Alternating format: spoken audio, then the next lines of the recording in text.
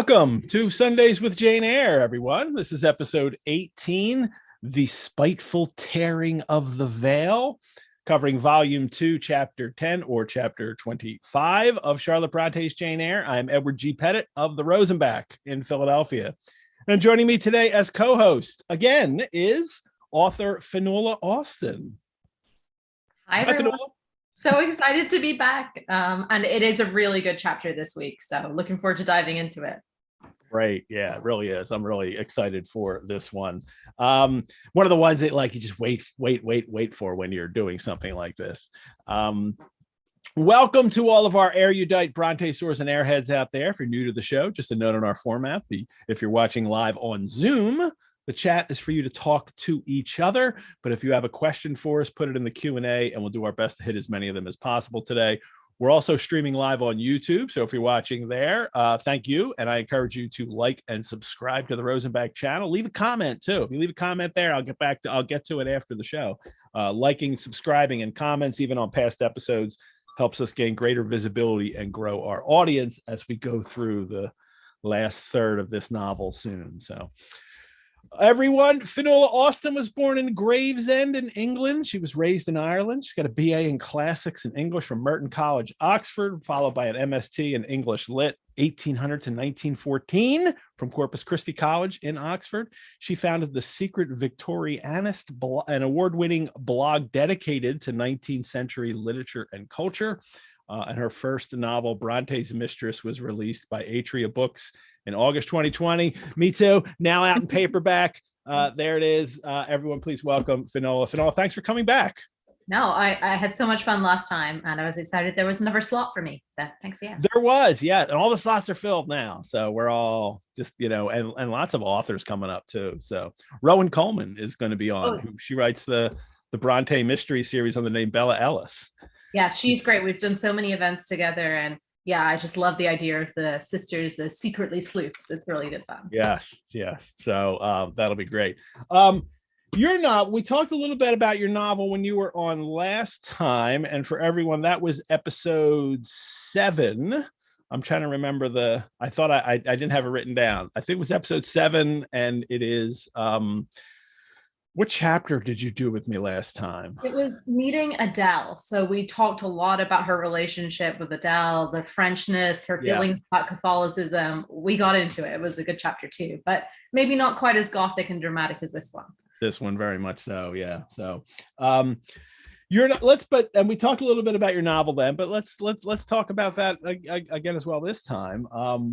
And looking over it again this week, one of the things I really noticed was and it's there and you're upfront about it, and it's Bronte is in the title. But not which Bronte is specified. So yeah, I'm a little confused. And well, was that planned? I mean, just give people 2 sentences on what it's about. But was that planned to know that that's a nice little surprise if people think it's about one of the sisters? Yes.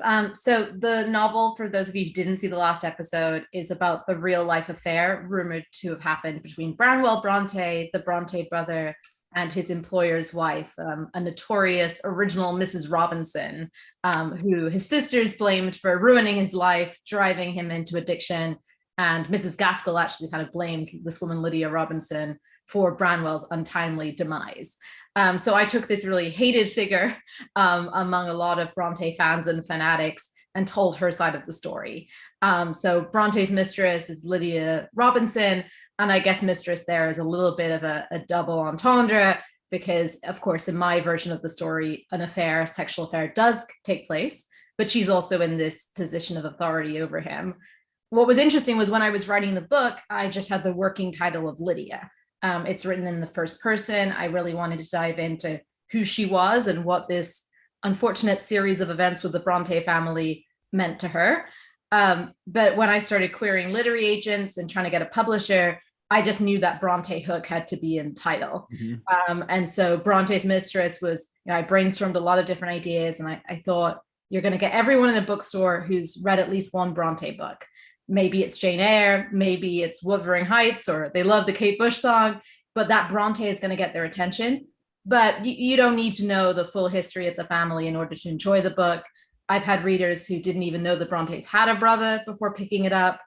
And my favorite reviews are the ones that say, oh, now I'm going to go and read Jane Eyre and Wuthering Heights and all the rest of the books too. So I did try and leave it that anybody could enjoy it, but I hope that Bronte fans will find extra kind of juicy little Easter eggs that were put in for their benefit, referencing a lot of the different books that all three sisters wrote.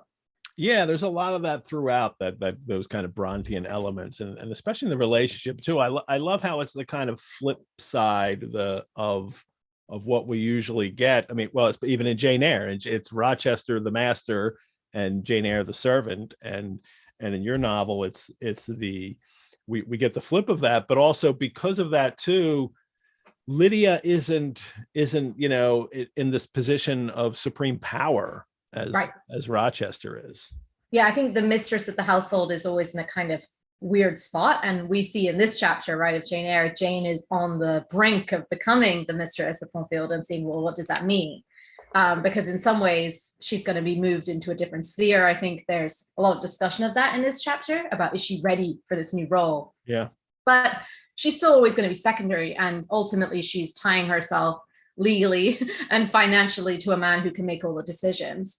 And so in my book, I guess a lot of the genesis of it was imagining what would it be like to be a 19th century woman who has quite a lot of privilege, especially compared to the Brontes. She's older, wealthy, sexually experienced, a mother, has a kind of standing in society that a poor governess does not, but she's desperately unhappy. She can't vote, she can't leave, she can't own property. Divorce is not a viable option for her in this time period. So what was a woman like her to do? And I think one way people react when they're in such restrained and repressed circumstances is by acting out. And for her, that takes the form of a really, not well thought through sexual affair with Branwell Bronte. And I kind of saw it less as romantic and more as he's her drug of choice. yeah. Branwell's doesn't seem to be the prize, even when you're just reading the history of Branwell. I'm just as I was into it all the time, I'm just afraid Mr. Robinson's gonna lock her up in the attic. Right. I mean, that's very scary, right? And I think there are moments in the novel where she takes to her bed and there's crumbs on the sheets, and yes, the poor lady's maid is having to empty her chamber top up. She's kind of hiding away from the world and not going outside. And yes, that idea of not even being able to go out alone without causing suspicion, and the difference between the open spaces and the landscape of Yorkshire, where a lot of her conversations with Branwell take place, versus the confines of her husband's study or his very unwelcoming bed, where she attempts to rekindle their relationship. I love playing with that contrast there. And another thing I love in this is you don't glamorize Mrs. Robinson as a heroine character, romantic interest, and I think much like Jane Eyre, like Charlotte is constantly trying and give her character herself is trying to constantly de-glamorize herself and the impression that she gives. That's something that happens in your novel, but the whole Charlotte Bronte is a presence in your novel, like hovering all the time, I felt like. Yes, I mean, I think it's really interesting. Again, reviews, a lot of people have tried to speculate who my favorite Bronte is. I'm not sure. But it was important to me in this novel that Lydia sort of obsesses with Charlotte. She had the most direct relationship, obviously, with Branwell, and then also with Anne Bronte, who was governess to her daughters and was in her household even longer than Branwell was. She, in real life, met Reverend Bronte. So I knew she'd met at least 3 of the Brontes for real. But Branwell, of course, had a particularly close relationship with Charlotte. Charlotte, although not born the elder sibling, kind of had that elder sibling role. And I'm an elder sister myself. So I was very interested in that kind of family dynamic. And so for my version of Lydia, she starts to obsess over who this woman is. And back to that idea of being confined, she hears at one point that Charlotte is off in Brussels by herself, and Lydia was only able to travel on her honeymoon once she'd married a man. And so the idea of these Bronte sisters, especially Charlotte, as intellectual writers who are not married, but carving out a different role for themselves in the world, are kind of the antithesis. And then also Lydia has just she's invested a lot of time and effort into being the version of the feminine that she believed she had to be. She's obsessed with appearances. and playing society's rules, but she's done everything right and she's still unhappy. And so I think she almost sees it as a challenge that there are other women who are not prioritizing their appearance, who are prioritizing the life of the mind, and wondering if that is a threat to her and her way of life. Yeah, that's interesting too. That Lydia very much sees the Bronte sisters as these kind of, creatively powerful women who get to do things, and that's her perspective, and the kind of, I guess, real life perspective of the men, especially in mid 19th century. They view the Bronte sisters very different, and then the whole mythology of their lives as being these, secret girls at home begins. Yes, and I guess with the one exception of, I think she initially really underestimates Anne, who she knows, and she interprets her meekness. Don't we all? We all underestimate Anne until we read the book. Exactly. Like, whoa, yeah. Yeah, there's kind of one conversation they have together where Anne speaks up for herself, and I took inspiration from a scene in Agnes Grey, one of Anne's other books, for that, and kind of thought, well, what's the flip side? What is the scene like when it's the mistress of the house who's feeling attacked by the governess? Because I was interested in the quiet creativity of my version of Anne versus Branwell's kind of loud and posturing conversation about being a writer and being an artist. And so I think it's quite funny to see Lydia kind of fall for the idea that he is the creative genius of the family, when we know, with the benefit of hindsight, that all of the sisters are going to surpass him. And Anne actually, I mean, she does take her experience being a governess for the Robinson family, and weave some of that into her first novel, Agnes Grey, the short novel, and so that there's those echoes in your book too, which is nice. But then go ahead. Tenant, it's interesting, right? It's not a huge plot point, but Anne Bronte in that book does play the part of the mistress of the house, and Helen Huntington is kind of trapped in an even worse way than my Lydia Robinson. But I don't know if you remember, there is one part where a governess comes to the house, and it's not really a governess for the child, it's a mistress for Helen's husband.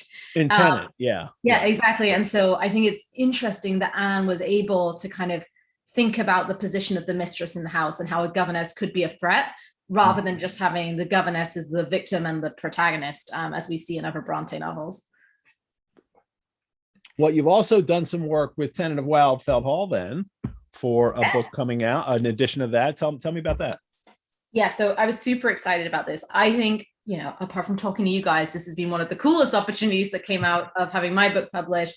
I got asked to write an introduction to this edition for the Tenant of Wildfell Hall. It's from Plumleaf Press, which is a Canadian press, but I believe you can get it delivered in the US and elsewhere. It might just be a little extra work.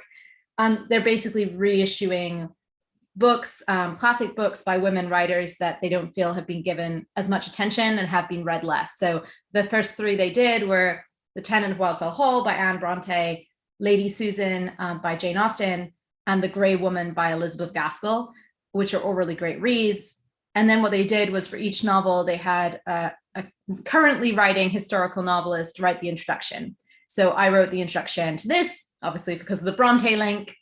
Natalie Jenner, who had the best-selling The Jane Austen Society, wrote the introduction to Lady Susan. And then Molly Greeley, who also writes a lot of Austen-inspired fiction, wrote the introduction to the Gaskell book.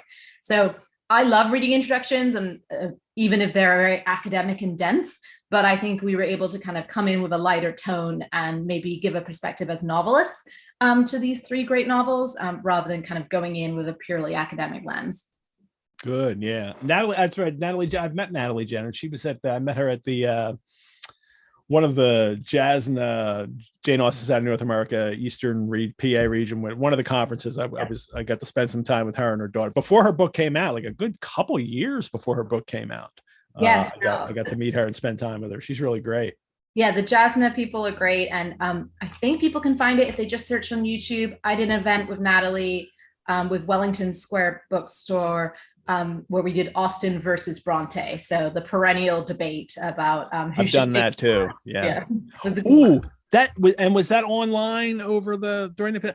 That's the first time I saw you do something then. That's right. It was with her. And I tuned in especially for her. So because I'd known her. And no, it was a great event. And I've got to say, I feel like overall the Austen fans are a little bit more organized. Jasna kind of brings them together as a group, but I know there's a lot of Bronte fans out there too. Well, there you go. It was Natalie that put you on my radar. So you can thank Natalie for that. I certainly will. Thank you, Natalie, if you're watching. Let us and you have a great idea too today for people for your book. Last time we gave away a copy of Bronte's Mistress, and today we will do the same, but also a copy of the Tenant of Wildfell Hall with your introduction in it. So that is really great. So I think you're going to be picking at random at the end, right? At the end of the show, I'll pick random. So you have to stay on until the very end. And then I'll go through our participants on my Zoom screen and randomly stick my finger on one of them on my screen that you can't see, but you have to trust me. It's all about trust. We're trusting each other.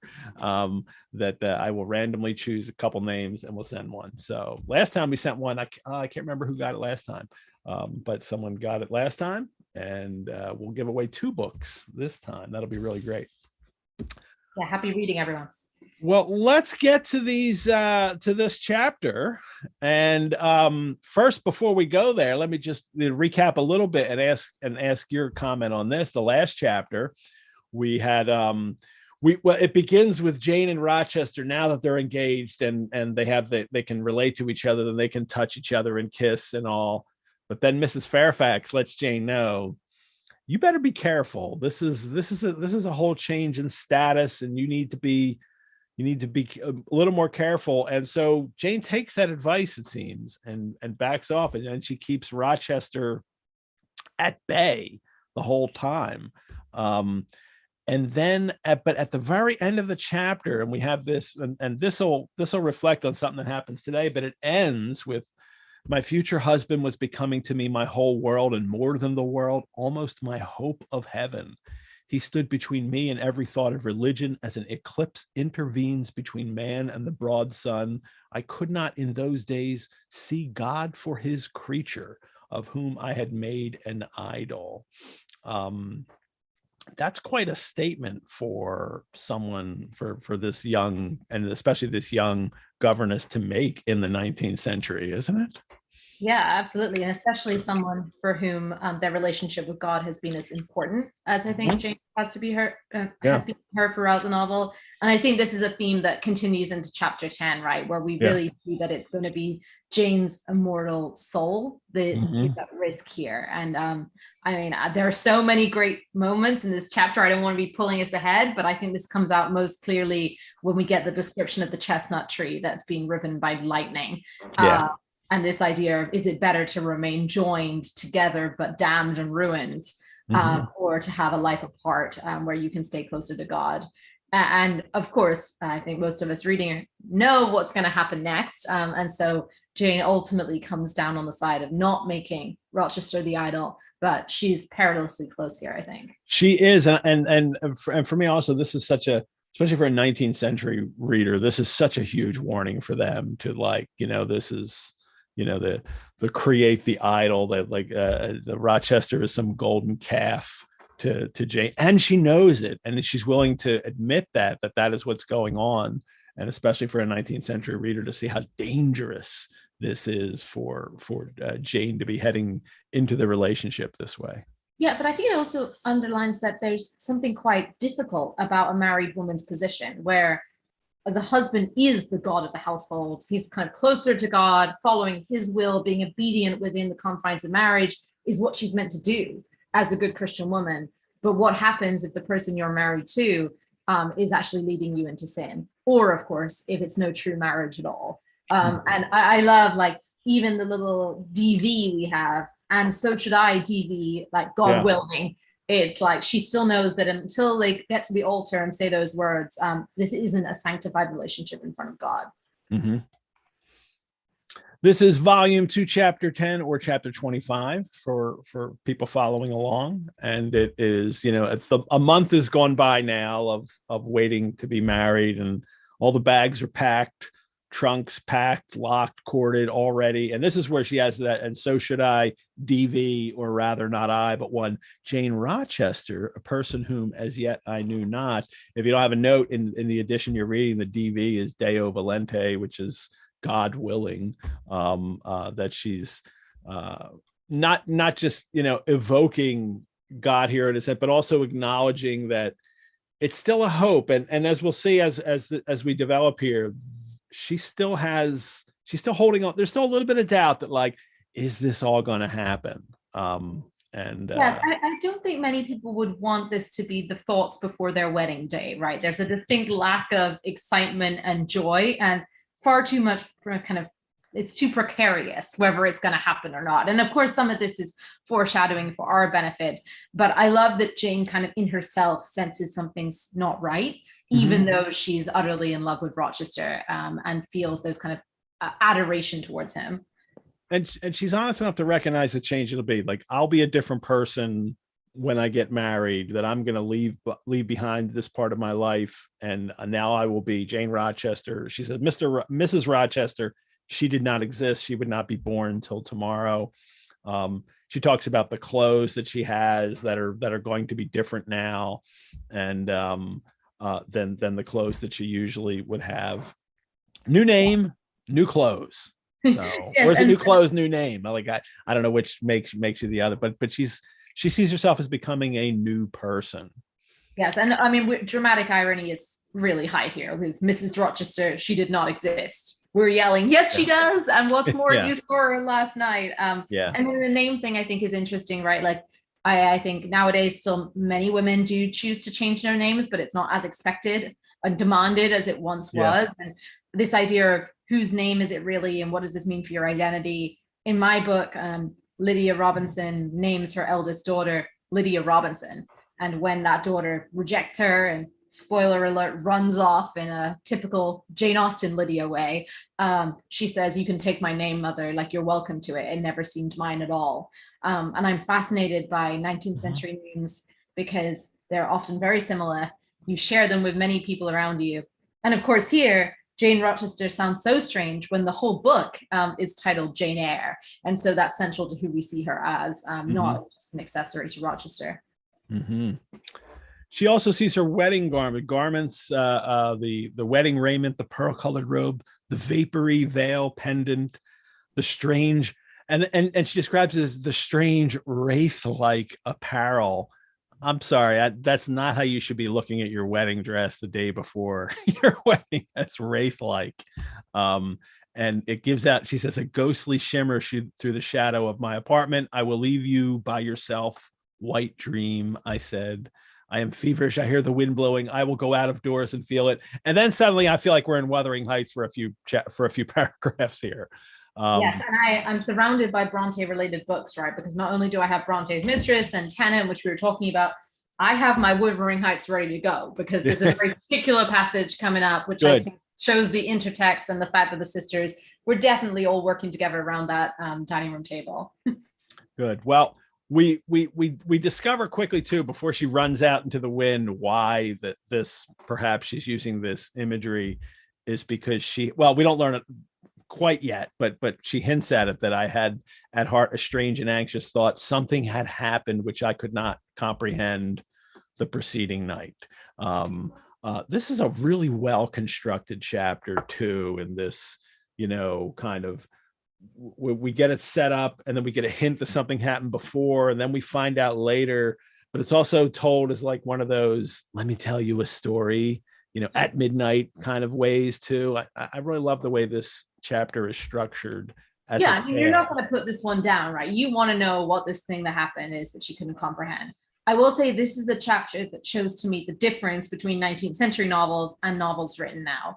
The first person is popular in both, but the first person readers expect in novels being written in 2022 is much more honest, and that withholding of information is seen as much more irritating. The 19th century first person narrator is self-conscious about the fact they're keeping things from you, like you see this in a David Copperfield or Great Expectations as well. And so she even actually says, reader, right? Stay till he comes, reader, and when I disclose my secret to him, you shall share the confidence. That's not the sort of line that we typically get in novels now. And so I think this is an important difference between, say, my novel, Bronte's Mistress, and a novel like this. It's a radical honesty and interiority is what the modern reader expects, versus this more mannered, filtered, self-conscious narration that we get even from the first person. And what's interesting for me is that the modern kind of domestic suspense novel, they have a problem in that, right? Because they need to surprise the reader, but we like that honest first person, which is why we have so many heroines with amnesia, or who are alcoholics, or blacked out at a crucial moment, or are compulsive liars, or willingly trying to deceive through a false document like in Gone Girl. It's to kind of get around this desire for intimacy, but still withholding information from the reader. Yeah, the girl in the train, someone's saying, absolutely. And this reader shows up all the time, this, narrator consciously, and or making the reader aware that I am narrating this from another point in time.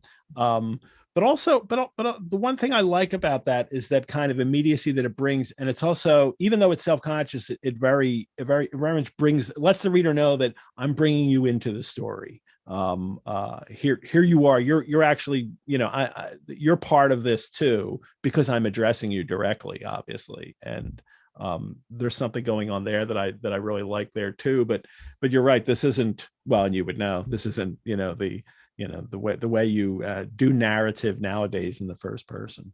Yeah, I mean, I think also Charlotte Bronte can get away with it because the payoff is there, right? The promise of, you got to wait, but the reveal is going to be good. This is a pretty good reveal with the tearing of the veil and Bertha's appearance in her bedroom. So and now she heads out. She goes outside. The wind, which all day had blown strong and full from the south, she wants to go out. And I love this. Read the beginning of this paragraph here, or you can read the whole thing. That's fine. Yeah, it was not without a certain wild pleasure. Do you want to read that? Yes, just tell me where to stop. So just read that paragraph and we'll stop there and then we'll talk about the rest of it. Sounds good. It was not without a certain wild pleasure I ran before the wind, delivering my trouble of mind to the measureless air torrent thundering through space. Descending the laurel walk, I faced the wreck of the chestnut tree. It stood up black and riven. The trunk, split down the center, gaped ghastly. The cloven halves were not broken from each other, for the firm base and strong roots kept them unsundered below. Though community of vitality was destroyed, the sap could flow no more. Their great boughs on each side were dead, and next winter's tempest would be sure to fell one or both to earth. As yet, however, they might be said to form one tree, a ruin, but an entire ruin. And this is the end of the last chapter. The light after, or is it two chapters ago? After they propose to each other in the rain at night, and then she goes into sleep, and during the night there's a storm, and lightning has struck this great horse chestnut tree in the orchard. And now we finally get to see the aftermath of really what the tree looks like. I love that first sentence too. It was not without a certain wild pleasure I ran before the wind. I mean, this is a poem in the first sentence. But right also here. The weird negative. Can't she just say she enjoyed it? No, I have to say it was not without a certain pleasure. This is the kind of mannered 19th century heroine coming out, that even when addressing us and telling us her innermost thoughts, she can't quite say, you know what, it felt bloody good to run. And I am a creature of the body enjoying bodily things. So yeah, I love the mannered kind of nature of that. And that's also her character still. Still at this point, that she wants to release everything and thinks about it, lets us know. But there is some holding back still, that she's, been warned enough in her life and had enough go on in her life that she knows that I need to be careful, maybe. But also, for those of us who all have read this so many times, well, it's also maybe her in, knowing that, there's something wrong here. Yes, and I love someone just pointed out it's litotes, which is it is litotes, hyperbole. So if folks don't know that term, so that kind of understatement that actually draws even more attention to it. I think that's a great example. And litotes always has that kind of negative construction, though. It's not just understating; it's always there's a negative construction to it, not this or no that. So yes, it's like telling someone you don't hate them when you mean that you love them. Yeah. The other bit that really stand out to me here is the cloven halves, so close to cloven hooves. The devil is here, temptation is here. You see it on the page. It was even hard reading it not to say cloven hooves, because that's where your mind goes. And so, I think this idea of the firm base and the firm foundation feels incredibly Christian, but there's the risk here that it's not a true Christian marriage, and they're going to be damned if they stay together. And then, yes, I don't know. I think the next paragraph is where it gets Wuthering Heights scene for me. Yeah, because this is the. I mean, the image here is that the tree has been split by lightning, but it's also still linked. It's also, they're not broken from each other, those cloven halves. But they will be by the next winter, by the next text, which is why it's very surprising that the next thing she says, actually addressing the tree, which again is very poetic. We're very much on the Yorkshire moors here. But you did right to hold fast to each other. Did they? Or are they just going to be damned together because they did? And that for me was the kind of question here. And yes, if I could just read a little bit more, I think it's like when I think scathed as you look and charred and scorched, there must be a little sense of life in you yet, rising out of that adhesion at the faithful, honest roots. You will never have green leaves more, never more see birds making nests and singing idylls in your boughs. The time of pleasure and love is over with you, but you are not desolate. Each of you has a comrade to sympathize with in his decay. And for me, this brought up, the most famous part of Wuthering Heights, which is Catherine talking to Nellie and the contrast she makes between her love for Heathcliff versus her love for Edgar Linton. And what she says is, my love for Linton is like the foliage in the woods. Time will change it, I'm well aware, as winter changes the trees. But my love for Heathcliff resembles the eternal rocks beneath, a source of little visible delight, but necessary. And then follows that, the declaration, Nellie, I am Heathcliff, which is the most dramatic moment, I think, of the entire book. And so I was very struck here about the interplay between these texts and whether this is top of mind for Charlotte as she's writing her novel. Here we have not quite the rocks beneath, but certainly the roots and the foundation that the tree have together. But the lack of visible delight is like not a pleasure to me, but necessary. The contrast of no foliage after the desolation of the lightning versus the foliage and lightness that the relationship with Edgar Linton will bring Catherine just really struck out to me reading this chapter again. That's fascinating. Yeah, I hadn't made that connection there. But as we were talking before the show, I was making a connection with Wuthering Heights here for this part of the novel, in that it's that whole Jane here kind of participating in nature in a much more passionate way than she had earlier. Reminds me very much of much more like Emily's characters and how they experience the moors and nature and everything going on. That Jane is nature tells her things, and she says this, and I'll talk about that again a little bit later. That nature provides signs for her, but she's also out in it, and she'll go out in it much more too as we move on with this novel. Right, and I can see someone in the chat is saying, well, how can she kind of be worried about the marriage damning her when she doesn't know about the ever marriage? But I think that's it. I think it's nature giving her a sign. Yep. If she's looking for a sign from God, the way that lightning has split the tree and the series of thoughts that develop from seeing this image is her responding to nature. The other thing I'd say here is there's a big omission here when, especially later in the chapter, when Rochester's asking her what she's afraid of. He says, are you afraid of traveling to London? No, I mean, she's going to lose her virginity. She is going to become a wife. And that means giving over to the pleasures of the body in a way that Jane has not before. Mm-hmm. And yet that is not overtly mentioned here. So her running in the wind and enjoying it a little bit or not lacking pleasure from it, it's kind of that on the brink of passing herself over to the bodily pleasures, which surely must be scarier to her, the idea of losing her virginity, than getting on a trip to London. So I think that obviously Charlotte can't talk about that overtly, but I think it's lingering throughout the chapter.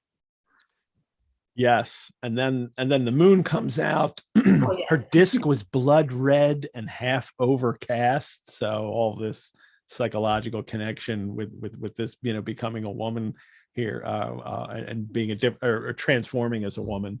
With the sexual relationship. But then the wind fell for a second around Thornfield, but far away over wood and water poured a wild melancholy wail. It was sad to listen to, and I ran off again. First I'm thinking, are we in a werewolf novel here? But it is that spooky experience with nature and the eerie changing way that nature happens, that's not always safe.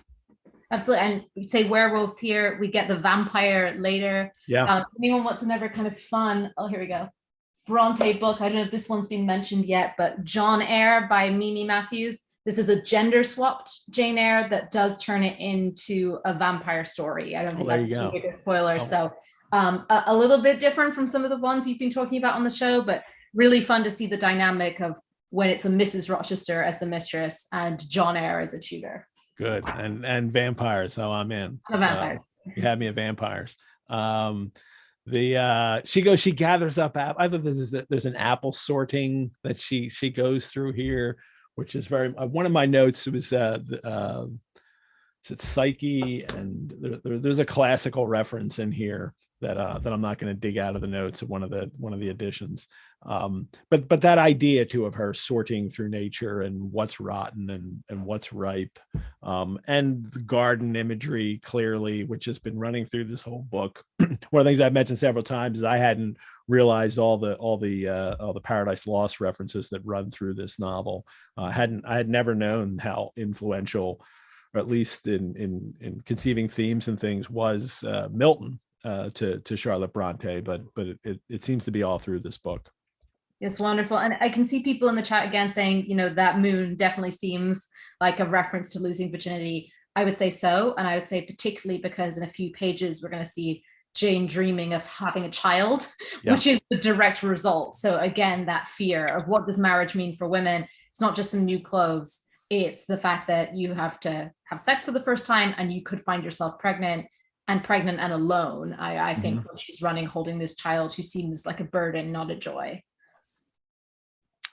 She's got to get ready for Rochester now. She runs down to the gates and she's looking for him. The wind is roaring, a tear comes down, and the night grew dark. Rain came driving fast on the gale. Again, I really feel like we're in Wuthering Heights suddenly here. I wish he would come. I wish he would come. This is Heath Clip calling for Kathy on the moors.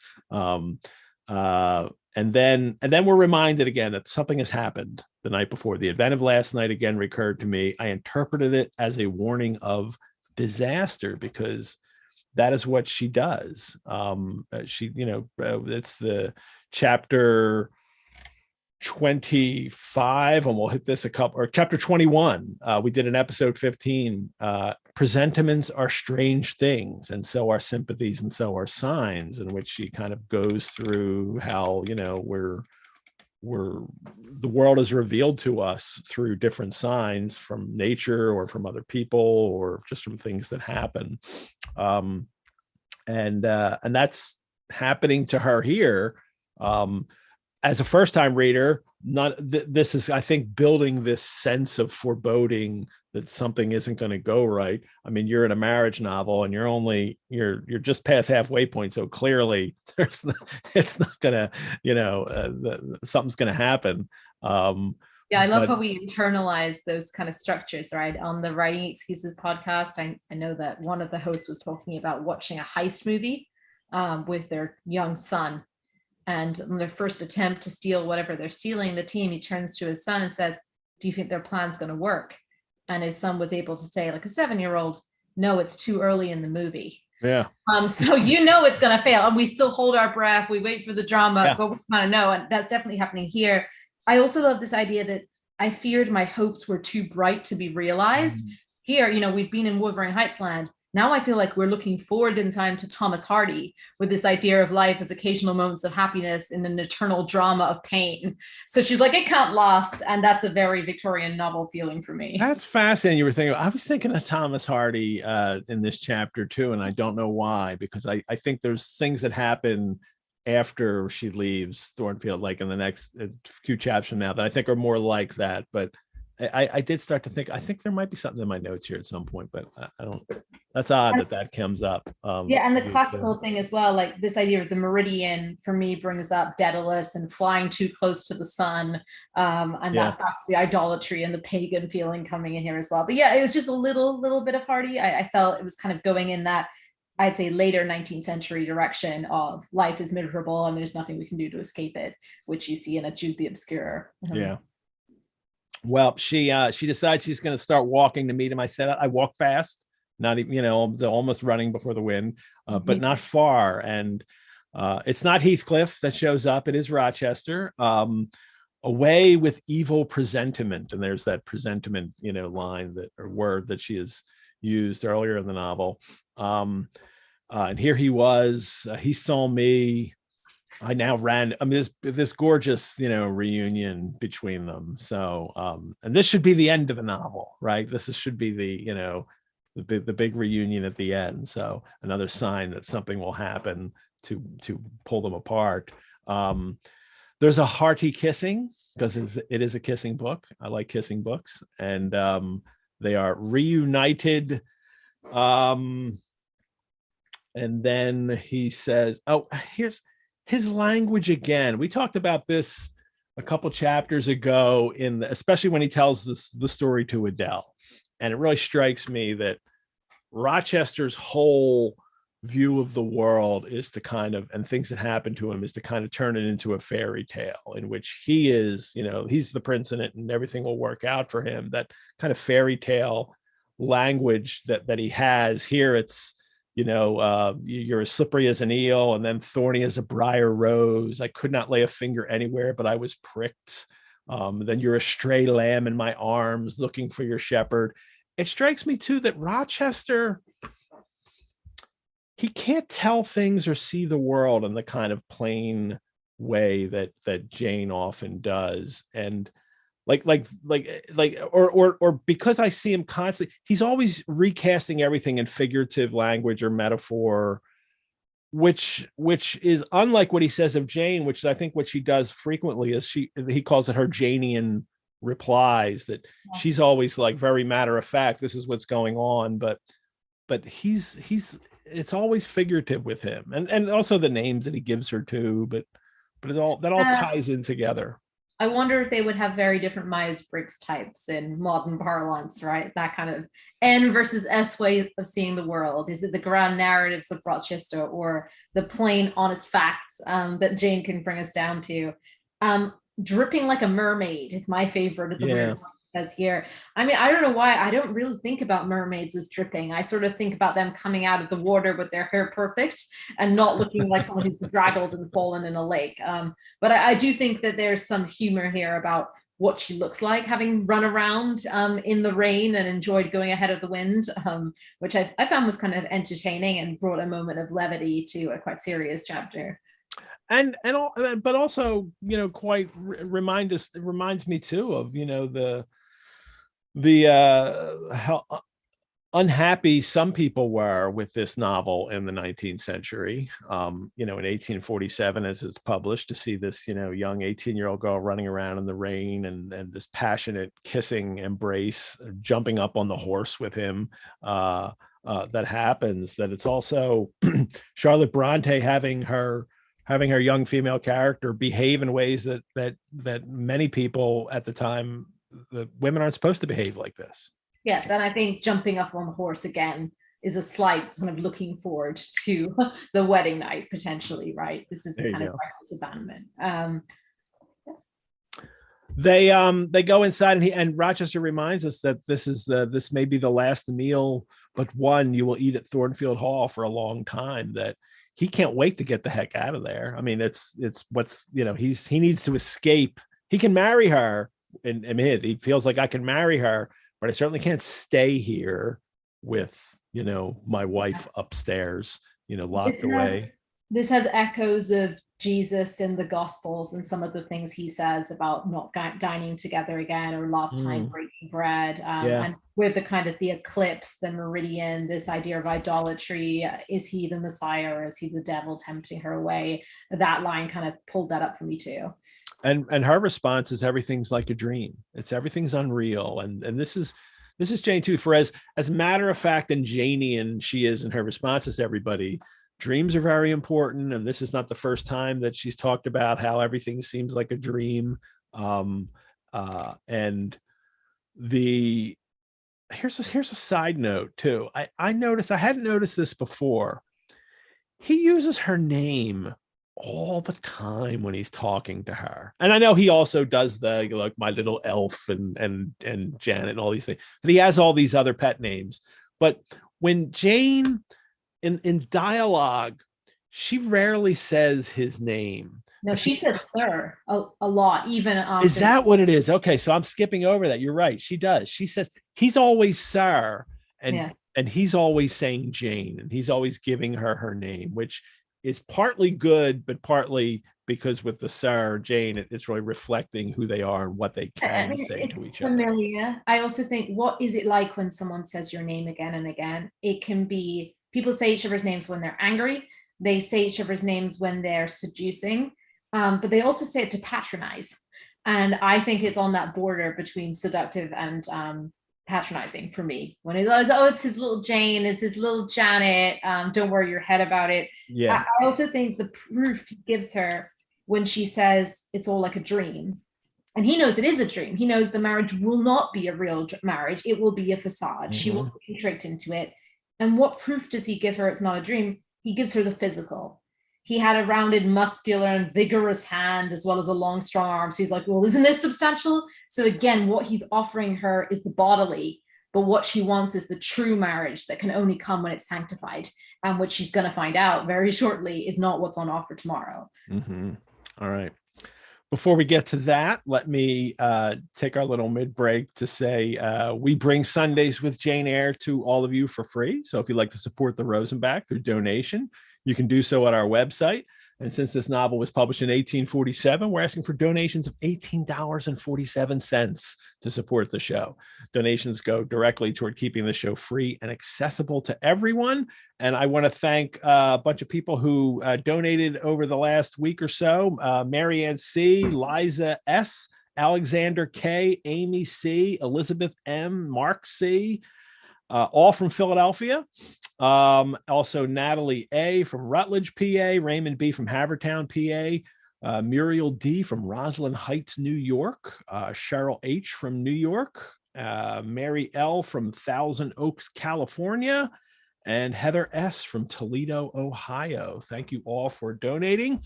You can also become a member of the Rosenbach, and we have some new members: Holly W. from Birmingham, Alabama, Kristen D. from Devon, PA, Autumn C. from Bala Cynwyd, PA, and Heather S. from Toledo, Ohio. Heather actually donated and became a member, which is very nice. Members of the Rosenbach get free and exclusive access to some programs, 10% off of our reading courses, 50% off of any Rosenbach paid programs. Lots of great programs and courses coming up. Our winter programs from January to March are all online, and you can see and register for them there. We also have Sundays with Jane Eyre merchandise still available, mugs like the one I'm drinking my tea out of today, t-shirts with our fantastic logo created by Anu Haya Ramsey, and stickers. That's it, mugs, stickers, and t-shirts. You can buy them. You can go to the Rosenbach website and get them. There's also an official bookseller for Sundays with Jane Eyre, a novel ID on Passyunk in South Philadelphia, where you can buy editions of Jane Eyre and books by authors featured on our show, like Bronte's Mistress. And I think, Finola, did you send some, they had some book plays for this. They did. I sent some out, so you can get a signed copy, even though I can't get there. And if they need more, they can let me know. So maybe I'll check in with them and send a few more if they're low on stock. Great. And we are going to give away also a copy of Bronte's Mistress today. So if you joined a couple minutes late today, we're going to give away a copy of Bronte's Mistress and a copy of the Tenant of Wildfell Hall with Finola's preface in it at the end of the show today. Upcoming co-hosts, we have a great February planned for you. Claire Callahan, author of Emily Bronte Reappraised, will be on next week. The Ghoul Guides, Dr. Lauren Nixon and Mary Going, will return on February 13. Dr. Kathleen Hudson will be back on February 20. And on February 27, Rowan Coleman, who wrote the Bronte Mystery Series under the name Bella Ellis, will be here. And she'll be on twice, too, which is nice. She'll join us in February and then again in March. All righty. Back to the chapter.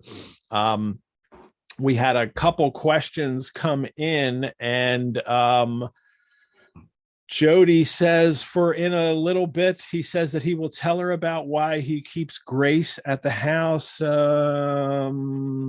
All right, we're not there yet, so we're going to get there. So I think it's a great question, though. I'm excited for when we get to it. Good. We'll hit that question in a minute when he mentions Grace. Jane actually, as this is all, as they're in there and they're at the fire, Jane, she says, I took a low seat at my master's knee. I think that really fits with the sirs versus the Janes. Yeah. Like, she doesn't sit beside him at the fire. She's a low seat beside him. She sounds like his lapdog at this point. And but she's very comfortable in that master relationship, and that kind of that term, and I love how your novel's Bronte's Mistress, and that term master for Charlotte Bronte isn't really a pejorative for her, at least. She's got her first novel. She's called it the Master. Then she changes the Professor. It doesn't get published. But she's very much in her own life. Charlotte Bronte is very attached to her teacher, her master, in that master student relationship. And then she's kind of cast Jane Eyre in this same role, somebody older who can help guide her, more powerful. Right. But Jane's still going to demand her equality. Yeah, I think there's definitely a sexual element again at play here. I think this is why we see references to the Brontes going into everything from Twilight to 50 Shades of Grey. This is part of their dynamic. They are both playing roles to some degree, and they're both enjoying it consensually. However, there's an actual power dynamic at play here in the fact that he is her employer and he has a wife and he has not told her that information. So I think that's what's uncomfortable here. Yeah. It's like, yes, they both seem to enjoy the dynamic, but Jane is operating without all the information that she needs to make an informed choice.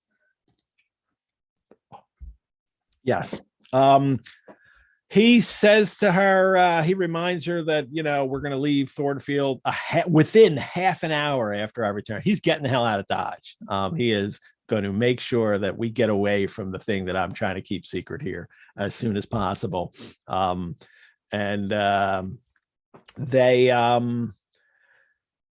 They have their back and forth, and also there's not a question. I also find it interesting too that their exchanges are frequently question and answer when they relate to each other.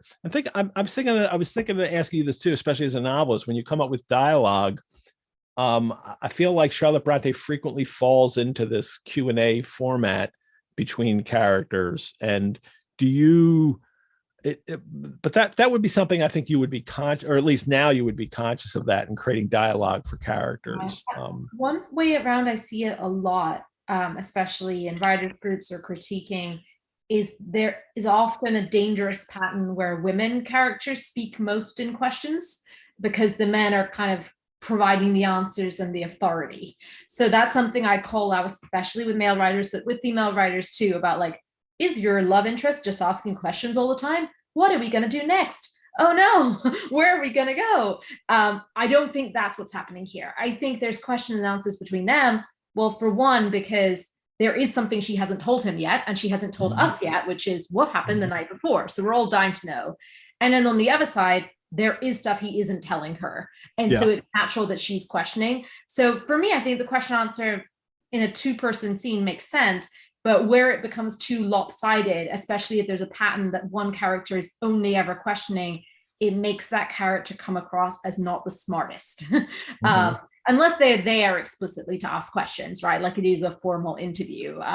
But yes, that's just like my thought on it, and something that I kind of see come up repeatedly is that, and you'll see it in movies too. It's always the women characters being like, oh no, what are we going to do? Where do we go? What happened? Is he dead? And often asking questions they should be able to figure out the answers to. Here he's looking at Jane and he finds that she doesn't, there's a different look about her. She looks a little strange, the bright spot of color on each cheek. How strangely your eyes glitter. Are you well? He asks. And then he wants to, like, he insists, like, tell me how you feel. And then he says, this is hypochondria, Jane. And I'm always, I get very worried when men are diagnosing women, especially in 19th century novels, especially in this one, as we know. She's going to end up in the attic if she's not careful.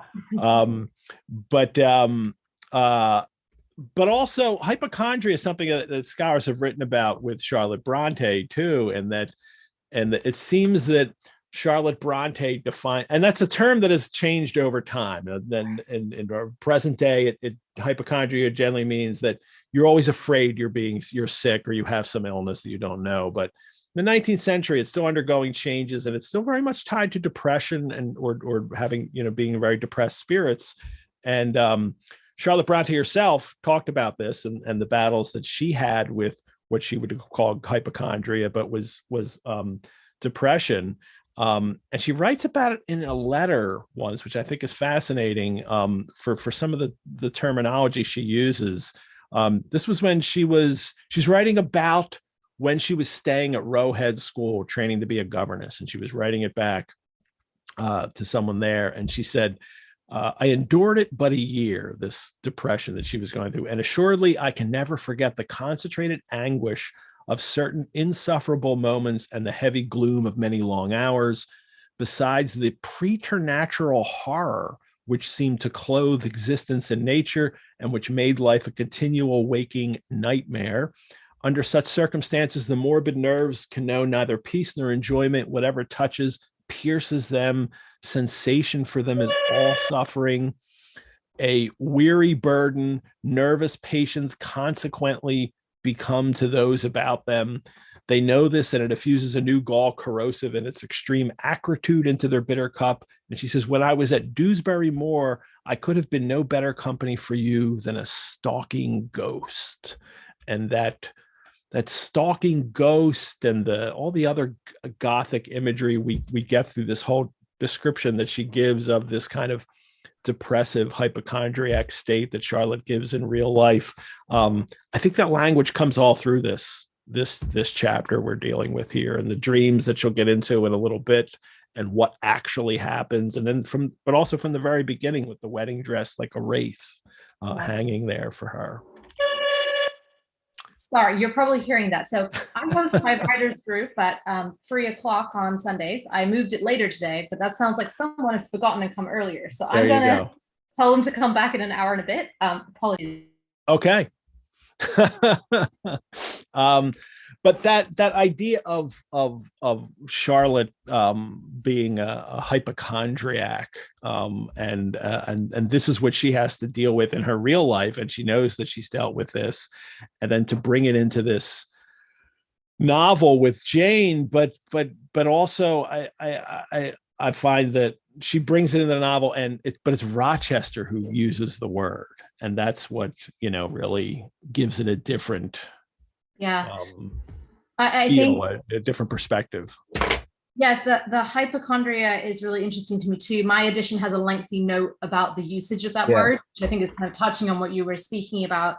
I do think that there is, again, and you're sitting there thinking, oh, she's reading too much into this, she's obsessed with the wedding night, but I think there is a kind of hormonal question here as well. And that question of like, are you overexcited or over fatigued? Are you looking forward to it too much, or are you terrified? And that kind of hormonal imbalance, the clouding of the world, having terrible PMS symptoms, I think all of that is kind of linked here, as well as depression and other mental illnesses.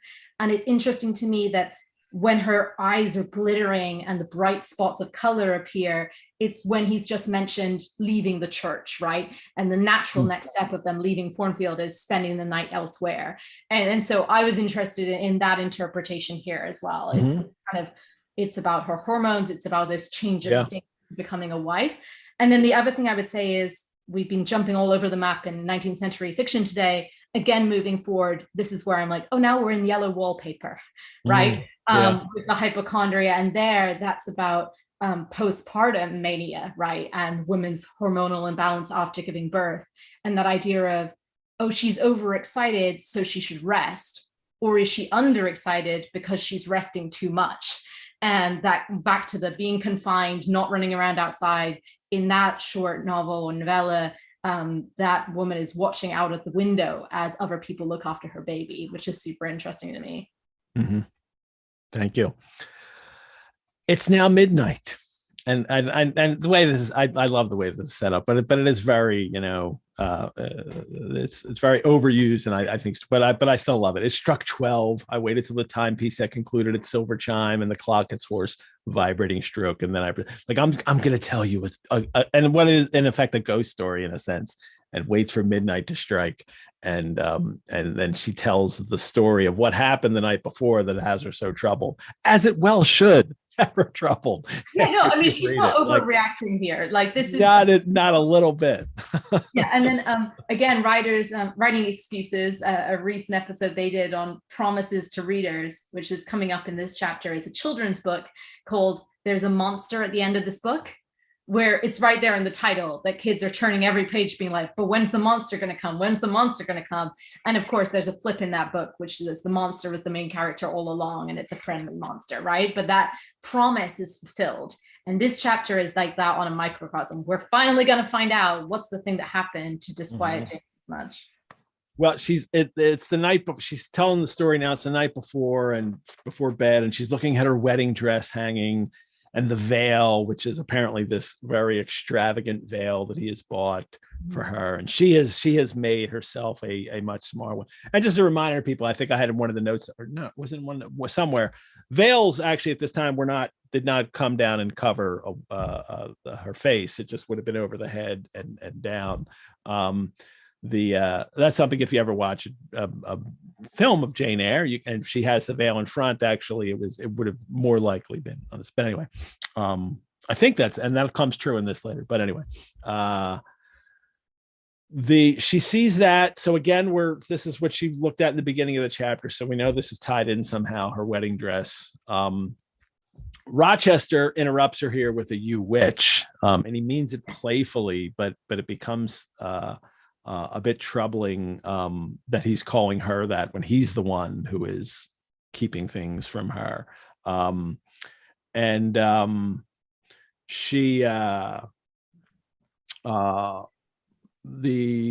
language she uses here, no, it's no, sir, besides the delicacy and richness of the fabric, she's talking about the veil, I found nothing save Fairfax Rochester's pride, and that did not scare me because I am used to the sight of the demon.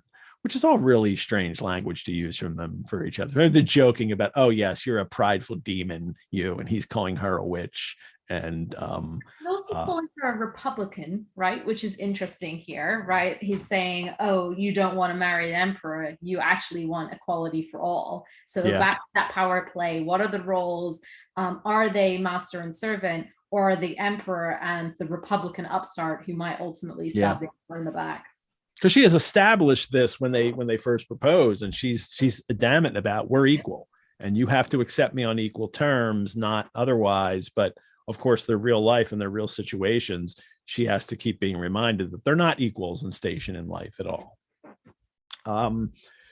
The wind, and the wind's blowing again. She's describing this very, setting the scene here for the spooky thing that's going to happen. The wind blows now. There was a sullen moaning sound that's far more eerie.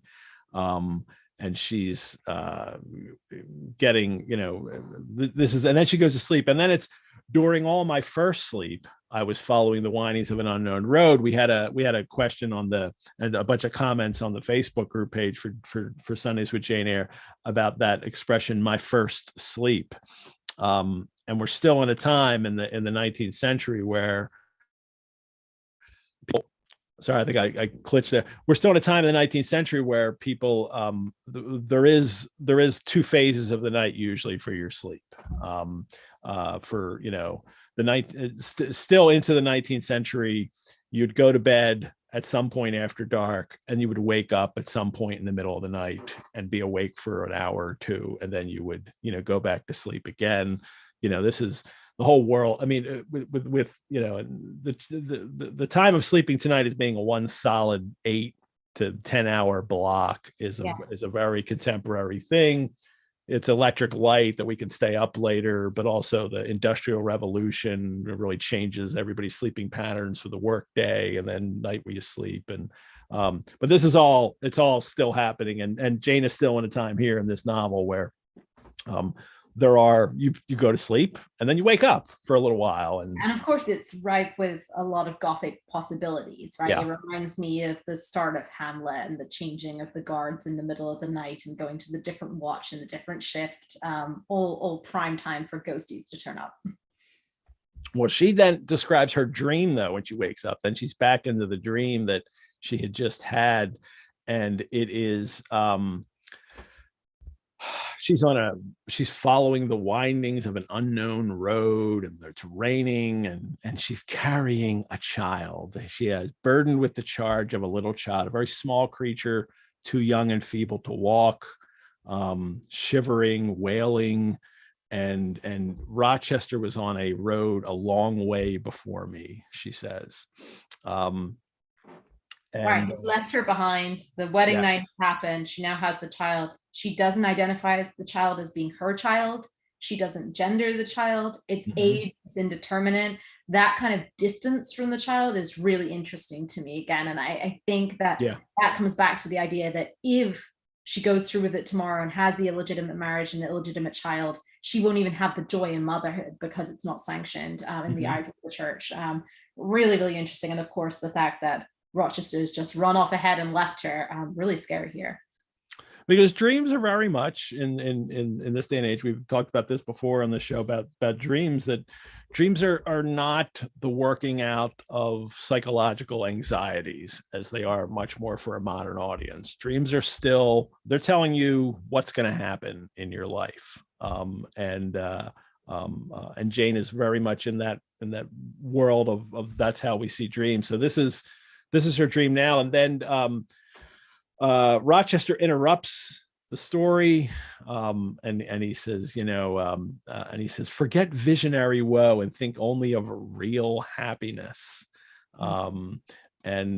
He immediately kind of, I think, sees this dream as a kind of threat to them, that promise me you love me, say it like you did before, kind of thing. That this is he knows what he's hiding, and is afraid that he's telling her that love is enough, right? And Jane knows love is not enough, and part of the reason she knows love is not enough is because she's a woman for whom having a sexual relationship outside marriage has devastating consequences, physical consequences of childbirth, which, as people have pointed out in the chat, are not insignificant, given that it was in the early stages of pregnancy that Charlotte Bronte died. The social ostracization, the utter poverty. I saw someone else in the chat is mentioning her lack of money again. This is a very risky proposition. And so she needs more than love. She needs the security of a real marriage. Yeah. And he also notices this kind of look in her face, her eyes, he says it's an earnest religious energy, because your upward gaze at me now is the very sublime of faith, truth, and devotion. I mean, she has just told us the end of the last chapter that this is how he is this idol to her. He has replaced God for her, and Rochester can, I think, see this in her look to him, and this is a little scary to him, in a way that speaks well of him, in a sense that he recognizes that they need to be more equal here. And there's a conflict in her religious energy, right? If it's directed at him, it's going to be her ruin. If it's directed away from him, she's going to leave him, which is what happens, right? She ultimately chooses that path. So I think he's scared of both. I think he's scared of the hero worship, but he's also scared that if she finds out his big secret, this same religious fervor is going to take her away. Mm-hmm. She goes back to the dream. Then I had another dream. Wait. That was only the first dream. Here's the second dream. And the second dream, Thornfield Hall was a dreary ruin.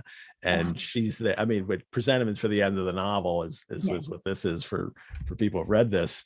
And then she, but she's still carrying the unknown little child, and she sees him far off, as like a white speck on a white track, lessening every moment as he's, going away while she's trapped in the house. And then the child falls off her knee, and then she wakes up. she's had this dream before about caring for a child, and now she's having it again. And I think there's also a connection with her and the child too, because and we'll come back to this at the very end of the chapter, that she is kind of herself the child in a sense, because she's leaving this childhood of herself behind in order to be married. And that becomes evident to her at the end of the chapter when she's with Adele there. But yeah, more childlike. She's going to be married. This is what life for her as a married woman is like. It's about a child who's strangling her again, Yeah. the vampire that's coming, the life being sucked from her, being weighed down and burdened, all of that really coming to the fore here. Yeah.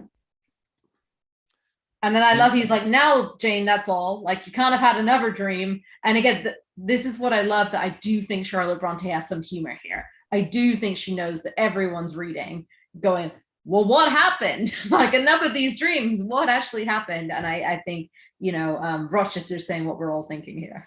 Yeah. And now she wakes up and there is a gleam dazzled her eyes, but it's just a candlelight. She thinks that Sophie, one of the servants, has come in, or Sophie is the French instructor, or the French, servant governess for Adele. And she sees her go into her closet, where her wedding dress and veil is. She hears a rustling, and then a form emerged from the closet, which is really spooky. And then she rises up and calls out to her. And it was not Sophie. It was not Leia. It was not Mrs. Fairfax. It was not, no, I was sure of it and I'm still, it was not even that strange woman, Grace Poole. But all the possibilities, she runs through a female. Yeah. Right. So I think that's really interesting here. She's not worried that it's a man creeping in the middle of the night, or Rochester's coming in for that wedding night a night early. Yeah. Oh no, she's scared of a malignant female presence in the house, which up to this point she has thought is most likely to be Grace Poole. Total random side note, but I wish we still used pendant like that just to mean hanging. It's much nicer. Good. Thank you. Her serving the garments pendant from the portmanteau. Yeah. Right. Like, how beautiful, and the alliteration there. And I mean, she does it twice in the chapter. And I think, my editor would be like, pick once. But no, it's beautiful and stood out to me. Yes. Well, we read first drafts from the past, so it's still there. And I'm glad it is, as you are too. It is,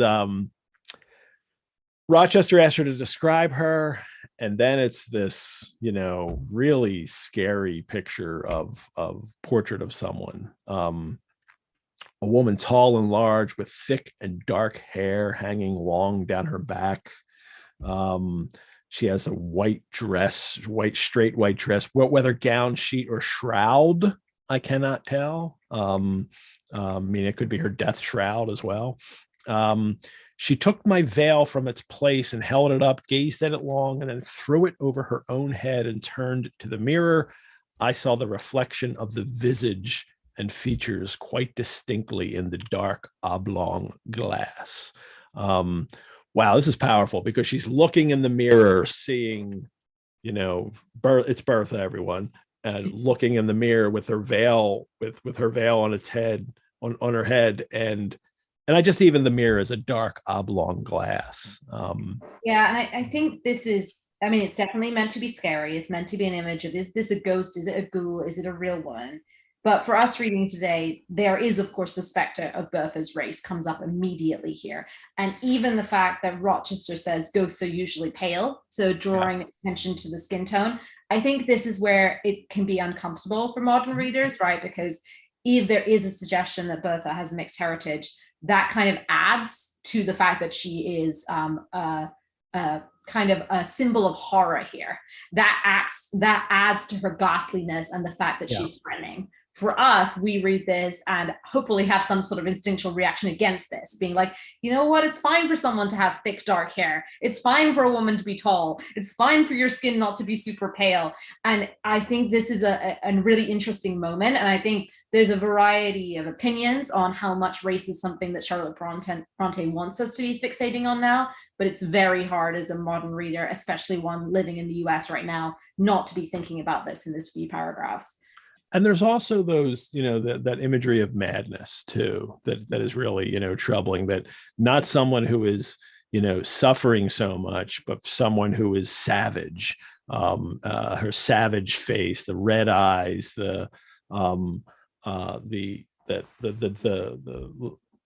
bloodshot eyes, this, image of a mad person looking monstrous.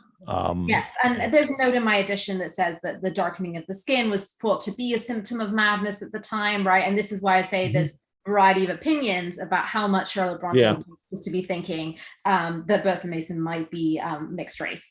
We'll hit a lot of that in the next chapter. So but for Jane, this is a monster. This is she thinks it's like the foul German specter, the vampire. And for people that, well, why is a vampire German?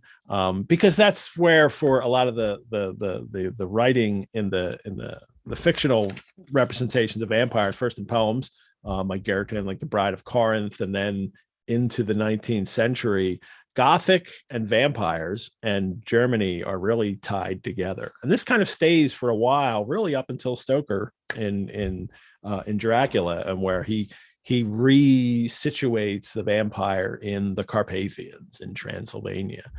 There's a little bit of that in a couple stories before Stoker, but for most people, this is the area of Europe where most people would associate the vampire coming from.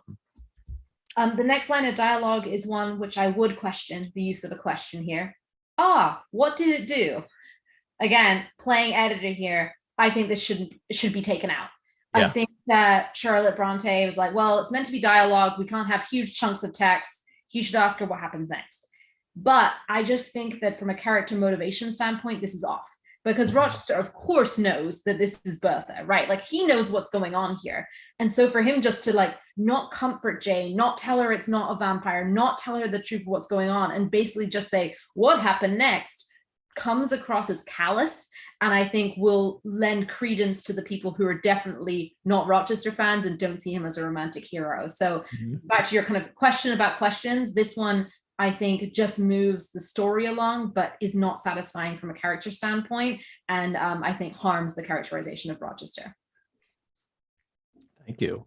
I love that, having that perspective. This is, but then she describes what she does. She answers the question. And then he asks another useless question, which is basically, what happened next again afterwards? Yeah. Removed my veil from its gaunt head, rent it in two parts, and flinging both on the floor, trampled on them. And then afterwards, it drew aside the window curtain, looked out.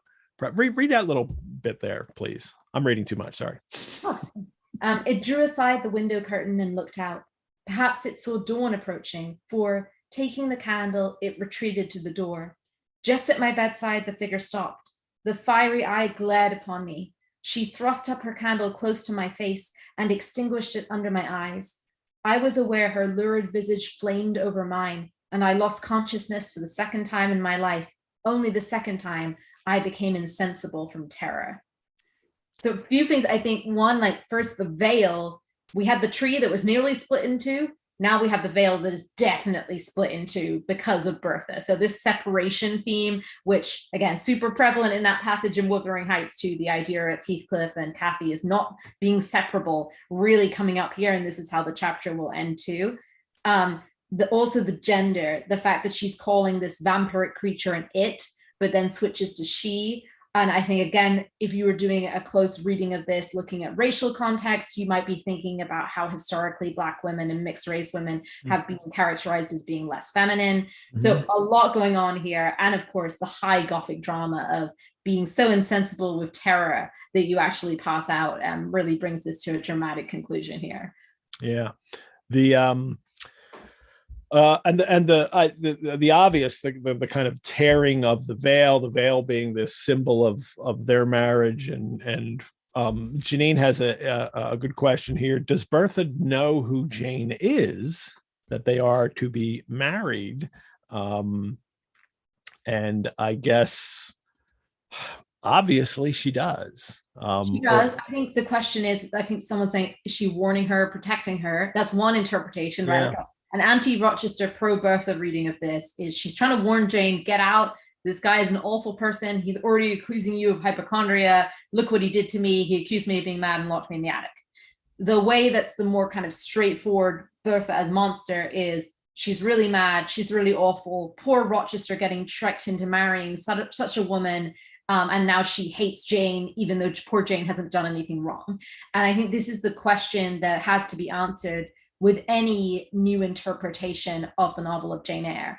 There's a book like Mr. Rochester, which is a novel from his perspective, which really casts it in the mold of he was tricked into marrying this woman with some genetic taint of madness. A lot of modern anti-colonial readings will say the opposite here, that Bertha is the true victim.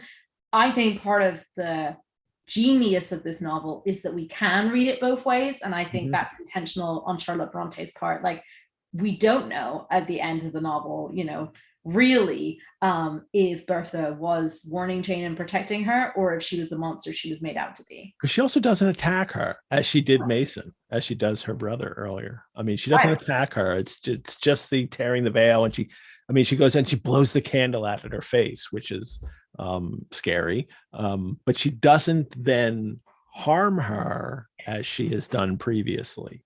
Of course, she is also insane, and that's that is in the world of this novel. She is severely afflicted. That is we can wrestle with what's actually wrong with her, or how mad is she, and maybe it was just the treatment of her. But for Charlotte Bronte in writing the novel, she is a mad woman. So to come up with rational explanations for her behavior isn't always going to fit in trying to piece it together. And I love the fact that people are making a point in the comments about which veil, right? This is the one Rochester got. This is the one that's a symbol of his pride. This is not the plain one that Jane would have chosen for herself. So I definitely think that she hates Rochester more than she hates Jane, even if she's not a fully rational actor. Yeah. The Rochester tries to explain it away, that it's an overstimulated brain. The creature, that's all you saw. The creature was just a hallucination. You're hallucinating, gaslighting her to a certain degree here. But actually, it's like that weird reverse gaslighting. Like, he's saying, like, no, you're not mad. You're actually normal, and everything's normal. Don't worry. But it's still the same. I'm telling you what's going on, and I'm going to make sure I shape your experience perspective to the way, for him, he needs it to be, because he wants to marry her, and he can't reveal the secret to her yet, or he feels like he can't. And he moves, right? So initially he's like, just a dream. And then when she's like, but the veil was ripped, he's like, okay, some reality, but with dreams. So he moves from you're just dreaming, darling, to you are slightly mad because you're exaggerating and adding drama to a relatively straightforward situation. So, and I don't like the way his story quickly changes, right? Yes. Like, the liar side. When she gives him the proof of, like, the veil's torn in half, that kind of great denouement in a ghost story. The hook was hanging from the car door. She's like, look, it actually really happened. Yes. And then he's, oh, well, it was Grace Poole. Right. He pulls out the old Grace Poole line again, which he has used earlier. If this was a modern domestic suspense novel, I think he would move next to, are you sure you didn't tear the veil, honey? Yeah. You said you wanted your plain one. Could you have been sleepwalking? Could you have? And I see people are asking about Bertha as manifestation of Jane, right? And the other side of her psyche. She didn't love this veil. She didn't like its pretense. And I would say the kind of high-blown, high church sort of Catholicism that it evokes, that is brought up elsewhere in Charlotte Bronte novels. She wants her plain puritanical Republican garb. Yeah. That's interesting. I hadn't thought about it in those lines. This is also the moment too where he realizes that Jane could have been injured or killed, and he hadn't thought that this was a danger before. And this is also, terrifying him, and then that's what he's gonna. I can imagine now that he's going to leave her and go up and make sure she is securely locked in. But his fears are all coming out now too. Yes, and it's interesting that his solution is move Jane versus securing Bertha. Yes. Right? Like, Yes. I mean, if Bertha is as mad as he makes out, what's to stop her going in, hurting Jane, Adele, and Sophie? I mean, we're talking about like a child and a maid and like they are pretty defenseless, even if there's some safety in numbers here. But with Grace Poole here, and we have this interesting question too, because he tells her, I see you would ask why I keep such a woman in my house. When we have been married a year and a day, I will tell you, but not now. Jody had asked earlier for that he says he would tell her why he keeps Grace a year and a day after they're married. Is there some significance to this amount of time? Any thoughts on how Jane would react? Yeah, so I think, well, I see someone in the comments is saying that's like legal because it would be binding in the contract. So I think for me, by then it is too late. And it will be too late because she will have lost her virginity and her virtue. And at that point, whether she agreed to it or not, she is in. And also by a year and a day, she may very well have that little child that she had the dream about. So for me, it's like she'll be so trapped in that even if he chooses to tell her, what's she going to do? Run off and make herself destitute and alone. So very kind of calculated there and very selfish that he will want to share the information to his own kind of support and to feel close to her, but without kind of giving her the benefit of being able to get out. But I don't know if you had any ever reactions to year and a day here. It sounds very storybook to me. It sounds, again, because everything's cast in Rochester. He's cast as everything in a fairy tale. Like, this is something that Bluebeard or somebody would say in a year and a day. And it's also in the vampire stories. In Byron's Vampire Fragment, he uses the character says like in a year from now. And in Polidori's first vampire story, he says, you cannot reveal my secret for an entire year. And then of course he marries the guy's sister the day before the year is up, so he can't tell people. Yes, and it's also very Frankenstein, right? Like the monsters. Oh, I absolutely thought I'm gonna turn up on your wedding day. Well, and Victor tells Elizabeth, after the day after we're married, I'll tell you my secret. Like, don't marry anybody who says the day after we're married, I'll tell you the secret. Because it's like, then you're locked in. There's no running. That's what serial killers do. That's what they say to you. They say, well, tomorrow I'll tell you. Yeah, and this is the biblical thing of working 7 years, being married to one sister for 7 years before you can marry the other one. So that kind of came up for me in the having two wives, right? That's Rachel, who's the mother of Joseph. So I thought it was interesting here. Well, his solution, as you said, was he's going to tell Jane to, sleep in Adele's room that night. And I would rather you did not sleep alone. And then he says, or you will not dream of separation and sorrow tonight, but of happy love and blissful union. And her very Janian reaction to us is, of course I didn't, because I didn't sleep. And it's a night for a wedding. So there's all this that has gone on. I don't think it's not just that she's terrified. It's also the wedding day tomorrow. I don't think I slept the night before. Yeah, and that's kind of funny. Like the fact that when he says this, do you accept my solution of the mystery? I reflected, and in truth, it appeared to me the only possible one. I'm like, really? He could have just told you. And then satisfied I was not. Back to that Lytotes kind of feeling again, right? Like it's like, I wasn't satisfied, but she doesn't say she was unsatisfied. She doesn't say she was unhappy. She doesn't demand he tell her and throw a fit and say she's not going to marry him, which I think is interesting here. But still relieved. Like she's still relieved, even though she's not satisfied with this. And we've had this reaction from her to him before that she knows something's wrong, but she's still okay with. Well, and I especially when he tricks her and he's the old fortune teller, and then afterwards she's like, "Well, it wasn't right, but I think I'm going to be okay with this."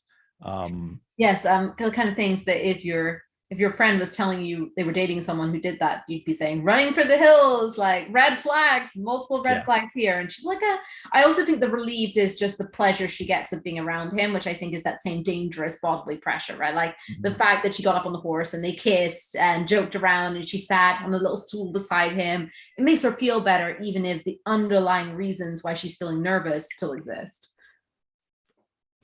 Well, she doesn't sleep, so she doesn't dream, but she's with Adele all night. And she says, I remember, go ahead, read the last paragraph, and then we'll talk about that then. This prediction was but half fulfilled.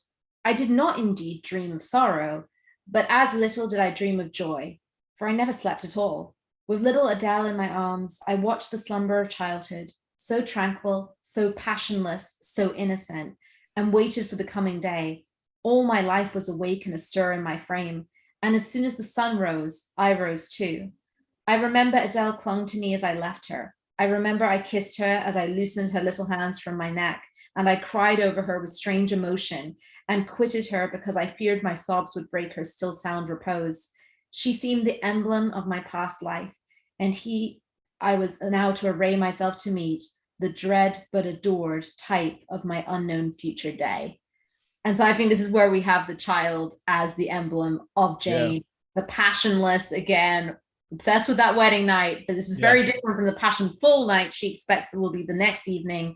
The imagery of the rising sun again, we've talked about the meridian, we've talked about some of the biblical stuff, and also the pagan here. We started with the moon, who was coming out blood red, but now is the sun, the dawning of a new era in Jane's life. And yes, like, what's interesting to me is she doesn't think about Adele and herself. She doesn't think of her new position as more of a mother to Adele than a governess.